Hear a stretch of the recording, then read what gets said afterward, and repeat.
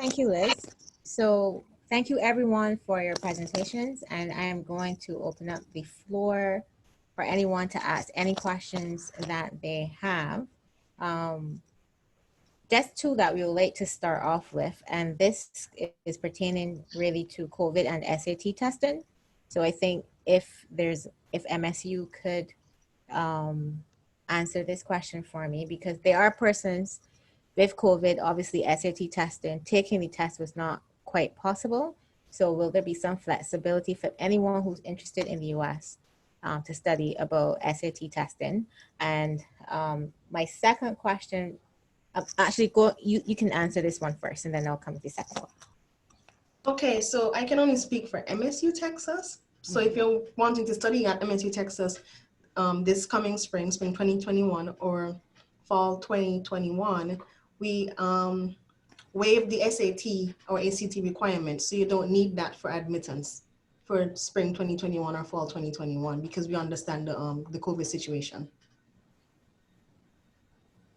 Okay, thank you. And we have another question. Out of the schools, someone's asking about engineering. Yes, MSU does have a mechanical engineering program here. Obviously, the UK has lots of, different engineering options. So I've got students at the moment applying for general engineering at Cambridge, which then lets you specialise in a variety of different areas within engineering. So, there's lots of different options in the UK for engineering.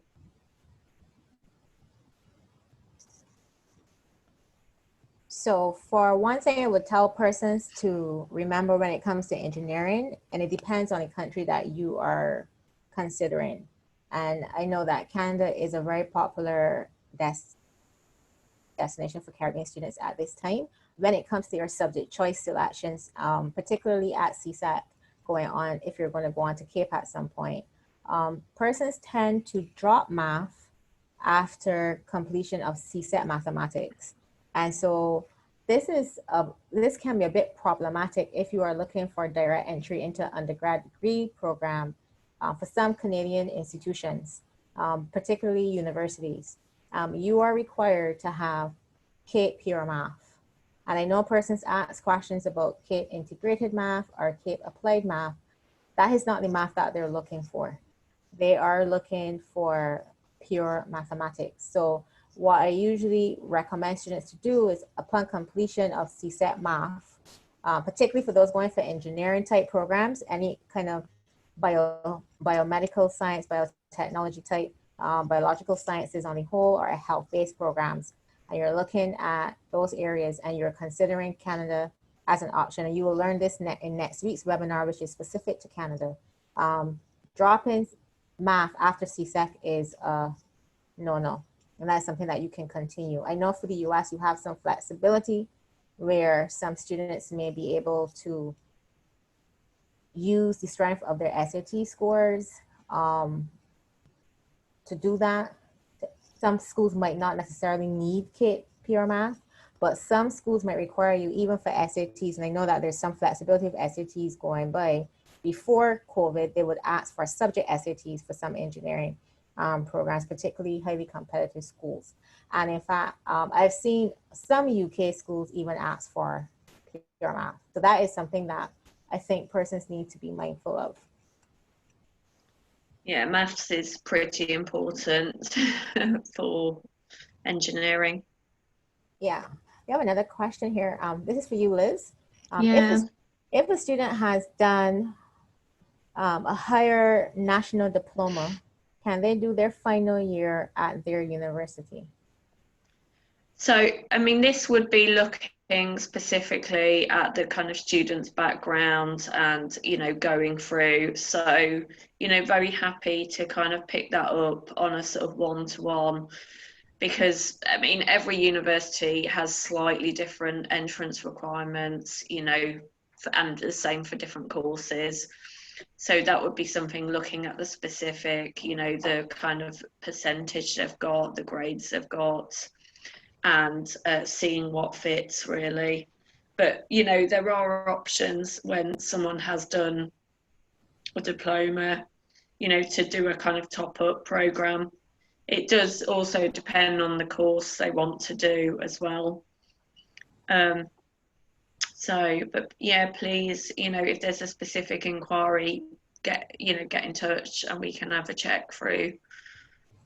The next question is, with the COVID situation, will student visas be affected, especially with the Canadian Embassy? Now, I think I'll take this question.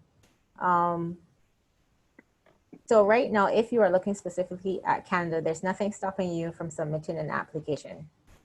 However, you must refer to the Immigration, Refugees, and Citizenship Canada website for updates, as this is a very fluid situation. So presently, based on what is on the website, persons can apply. There's a conditional approval that may allow persons who've gotten this to start their studies online until they're able to actually go in person. And that is something that nobody can specify or tell you when. Obviously, persons are still working remotely all over the world, and so the turnaround time or the response times are significantly delayed. So I would suggest that you refer to the IRCC website. Plus, they have a session next week with us at 5 p.m. next week, Wednesday. So you might want to check in for that one to learn more about what they're doing specific to Canadian study permits. So Liz, you can take this question. Someone came in at the end, so they're asking what is required for a medical student at any of the universities in regards to CAPE. I think, Liz, this is but basically the kind of key elements are you have to pretty much have top grades. So you can't get around it. I mean, unless you're willing to do, say, a kind of medical science, you know, foundation, or even a sort of medical science degree and look for graduate entry, you are going to need the kind of top grades. You're going to need work experience. It is highly competitive for, you know, entry to kind of any UK medical school. And if you were looking at sort of, you know, A-level equivalents in the UK, they are taking the kind of straight A students. So that is the sort of first question I would ask for a student, because you have to have a kind of realistic take in terms of how competitive it is to get in to study medicine.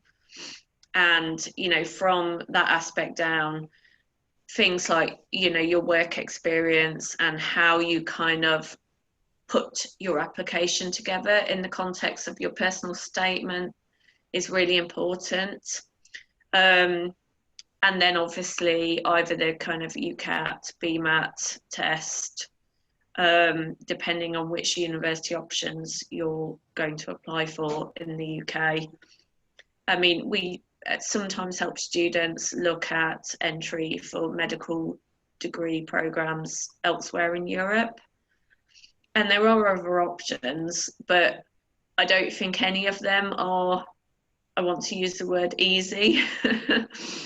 And, you know, in terms of you are looking again at the kind of, you know, top straight A students really.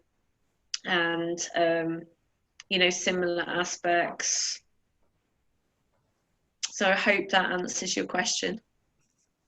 But to add to the subjects at CAPE, usually you should take chem, physics, biology. Yeah, so I would biology, chemistry, and then sort of physics or maths. So really, I mean, technically, not all medical schools in the UK ask for biology, but I think there's a large element of common sense that taking biology is going to kind of significantly help your chances and your general understanding and skills when you start your degree. So I would recommend biology, chemistry, maths or physics. And if you are looking outside of the UK as an option for medical school, please remember that medicine usually in North America is a graduate level program, and therefore you are required to pursue an undergraduate degree first. Plus there's also a medical college admissions test known, the acronym is the MCAT. And so therefore that is also another step that you need to also consider. Plus, in some cases, there are nationality treatment restrictions, meaning that for some medical schools, there is a restriction on visa students entering. I know for Canada, this is something that is big because they do not have nationally probably less than 30 spots across the board for international students to enter a medical school program. So that is something that you may need to think about. Yeah. So another question, well, I think I'll type back to this person about what they're asking. There's another question come in. For students with grade 3s at CXC and who are willing to put in the hard work needed at colleges and universities, will they have the chance to get in, and what steps can they take? So I leave this open to anybody to answer this. I'm sorry, I'm reading the question again, sorry. Yeah. Grade 3s at CXC and who are willing to put.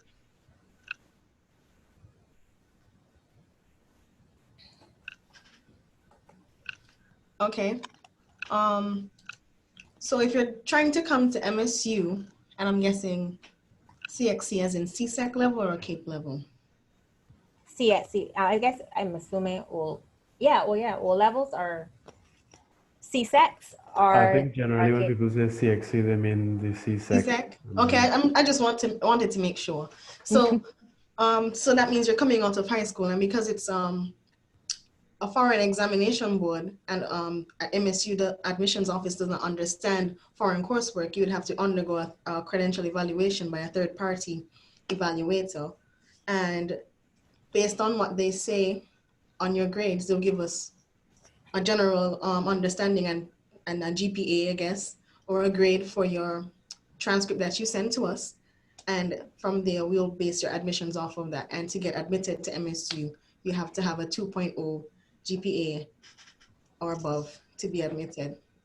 So I don't think 3s may affect you, but I guess based off of what the credential evaluation says about those courses that you take and what your overall grade is, then we would base your admissions off of that.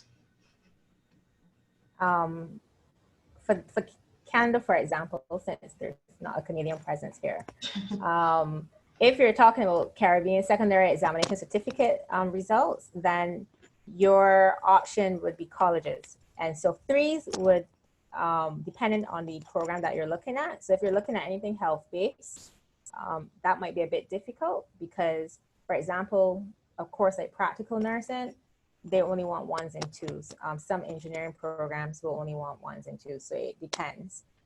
Anything with business or hospitality at the college level, you can apply for a diploma, a post-secondary diploma program, and then that will allow you then to progress or transfer into a degree program. And transfer meaning that you don't start from scratch, but transfer probably between 2nd and 3rd year to complete your degree. But 3s are a pass, but however, schools will calculate the grading to formulate a GPA depending on what their admission procedures are.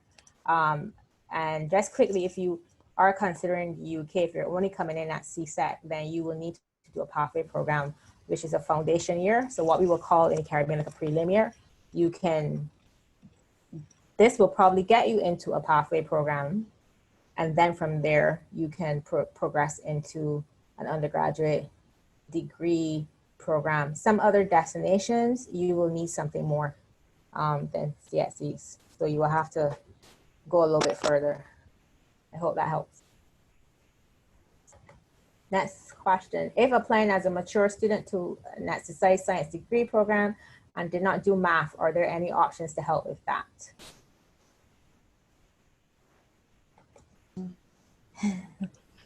I'm gonna go.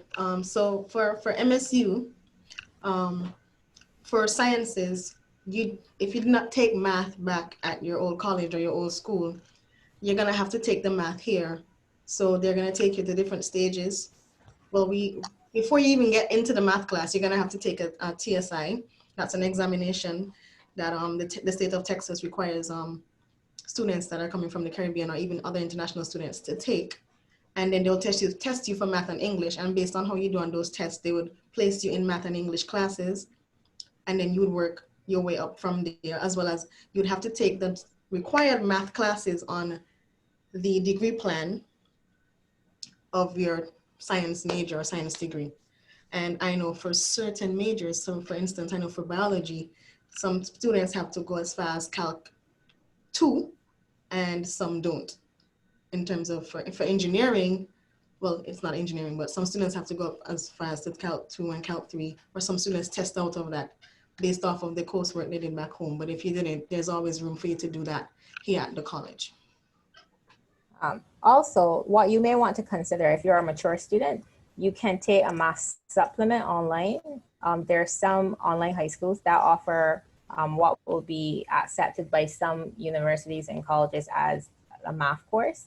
So for example, there's virtual high schools. They're based out in Canada, and you can take grade 12 level math as an online course. You take it at your own speed, and you take an online exam, and this will satisfy any certain types of math deficits that you come in. And that could be used as a basis of admission. If you don't want to, if you want to start something now, my most logical piece of advice for Caribbean students, go and take CSAT math. It's right, there is a most economical option is to invest in some tutoring and register and take CSAT math. That helps to alleviate any extra steps that you would have to do. If that is not available to you, and if that's not a course of action that you want to take, then you can look at either taking some extra courses at the school if they allow it, or you can do an online math course, which sometimes might work out better for persons. I hope those answers help. Anyone else want to add? Liz, you're fine. Maths is it's such an important subject because it kind of ends up catching some students out, I think, when they apply for degree programs like psychology. Mm-hmm. So in the UK, psychology, they ask for basically a kind of grade C kind of maths equivalent. And when you sort of get the questions about, how can you get around it? Sometimes you can with different foundation programs in the UK, but, just kind of reflecting, Sheena's recommendation, maths is very important, and definitely something that you've got to think about for many different professions and course entry requirements. We have a few other questions here in the chat. So what is the procedure for transferring credits to MSU? That is a question. So if you want to transfer credits coming from outside of the US, as I stated before, you're gonna have to undergo a credential evaluation of your transcript. And then based off of the credential evaluation, they would then start to match up courses to see what the courses that you took before, if they match with anything that are in the university's core subjects or in your degree plan that can be transferable. If you're coming from a US college, then they would do the same thing, but you would not have to undergo the credential evaluation. The admissions office would just do the course by course matching to see if you have any transferable credits. There's another question. Thank you.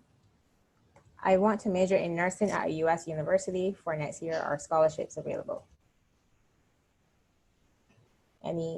Is nursing available at MSU? Nursing is available at MSU. if the student is still there, can they say when exactly they're trying to? Listen, well, next year. Next year, yeah. Like, is it spring or fall? Let's Well, assume fall. okay. So Yes, fall fall 2020. 2021. Okay. Yeah. So when you get, there are not any scholarships in the nursing program that are available before you get to MSU, but once you get here and have like a first semester here and they're able to see your GPA and all of that stuff, you could apply for other scholarships, and scholarships information are available on our website, on the donors and scholarships heading. And also based off of your credential evaluation, again, that cumulative GPA, once you have a 3.0 or above, you are eligible for a transfer student scholarship that is granted by the admissions office. And there are different levels. So there's transfer achievement and transfer excellence, and that's one is 3.1, one is 3.5 and above. So there are a few things available, but not necessarily before you get here. Thank you, Camila. There's another question. What are some of the general requirements in universities for someone wanting to pursue robotics? So I've had students recently in this area, and generally speaking, you know, maths, science, those kind of subjects really. So, you know, maths, science, computing, that is typically what you would be asked for in the UK. And I think increasingly there are some really interesting programs in that kind of robotics area, the kind of whole artificial intelligence area, you know, at both kind of undergraduate and postgraduate levels.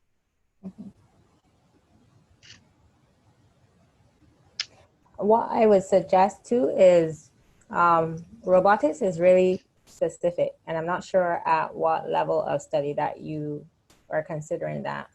But what usually tend to recommend students to do is to probably start with something broader that may still allow you to be exposed to aspects or elements of robotics early, because there's still a lot that goes into deciding how you get down to robotics. That's to me so narrow and defined. Usually persons that I work with going into robotics are usually doing it at grad level. For those who do it at undergrad, they usually pursue a wider mechanical engineering type degree that may have like a specialization or a concentration in robotics, which gives you a little bit more leadway. However, I do recognize that not everybody might want to spend 4 years in higher ed after high school. And so this is where you decide what type of study pathway you really want to go to. So if you know that you want to probably hit a shorter time, then you have to decide what kind of qualification that will get you closer to robotics you can go to. So for example, you could look at a Canadian college that might give you a post-secondary diploma that takes you straight to automation and robotics. And then you can still use those credits to then transfer over to an undergraduate degree, whether at the college or whether at university, is up to you. But it gets your feet wet a bit quicker, and it gives you a bit more technical side skills and not just theory. So you have to determine what kind of learner you are, what you really want, because at the end of the day, you have to do the work. None of us, all of us here have already gone through that process. Your parents have already gone through it, whoever is assisting you. So you have to determine how you want your study pathway to look, and then also your decisions will be influenced by your budget.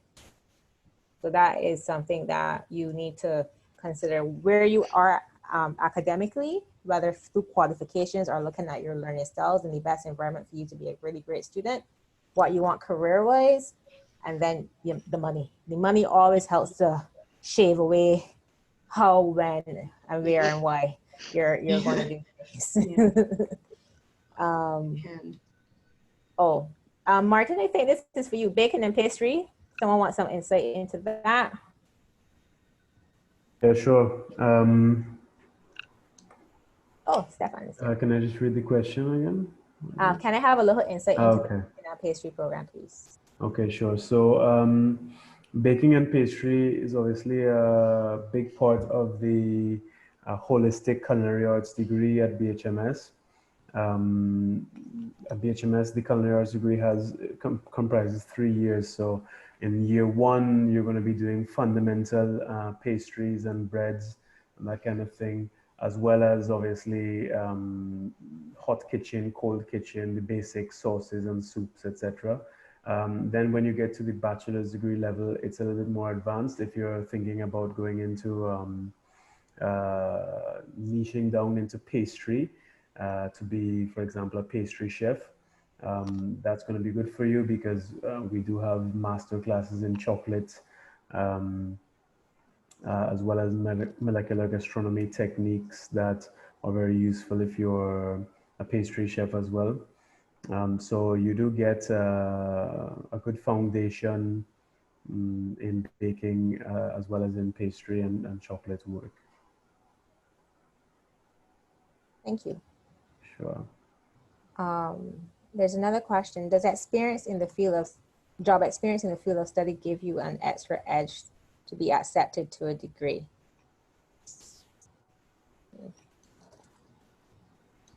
Yeah, I mean, it does. It's always going to help, you know, having some work experience, really, some, you know, something kind of credible that you can talk about in your application, you know, in your letter of motivation, in whether it be you're applying for medicine or, you know, hospitality. It just shows your kind of, you know, commitment and thought that you've put into your choice. I mean, also to add to that, sometimes having experience in the field before you actually go to, you know, spend a lot of money to study can be helpful in guiding you towards the right study path, as well as it can help you in some cases to reduce the amount of time that you actually have to study. Sometimes universities are able to take your work experience and swap them for credits. That is true in the case of BHMS in some instances. For Midwestern State University, does not, we don't really base stuff off of job experience. We just base our admissions solely on test scores and the transcript. I can see it being helpful in the event, like there's some universities that might offer PLAR prior. They might take what you've done career-wise and see if they could evaluate it, maybe to then, especially for persons who are mature and did not go on to university before, and they're now trying to go into university, but they might not have all the academics required.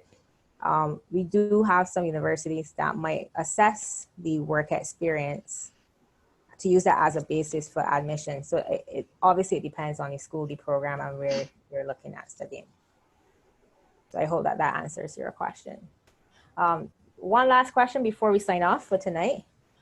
What are the requirements to pursue radiography or sonography?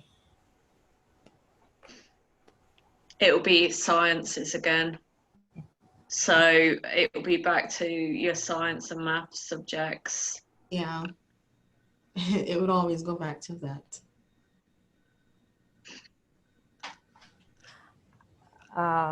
Can CAPE and CSET alone be used to get admittance in into a university in the US, including the GPA score? Yes, because after you undergo a credential evaluation, we will use those CAPE and CSET grades and accumulate a GPA of our own to then decide your admittance decision. So yes, they can be used.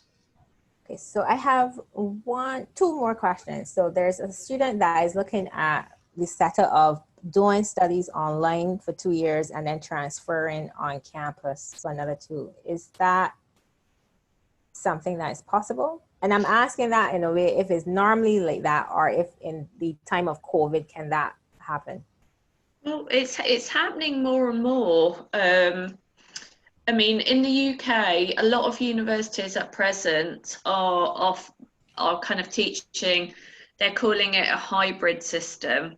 Okay. So they're doing a mix of face-to-face and distance learning, which I think is, you know, it's basically just common sense, isn't it? Trying to reduce, you know, transmission rates, trying to keep everything level. and also not losing that kind of, you know, face-to-face aspect for teaching that is really important.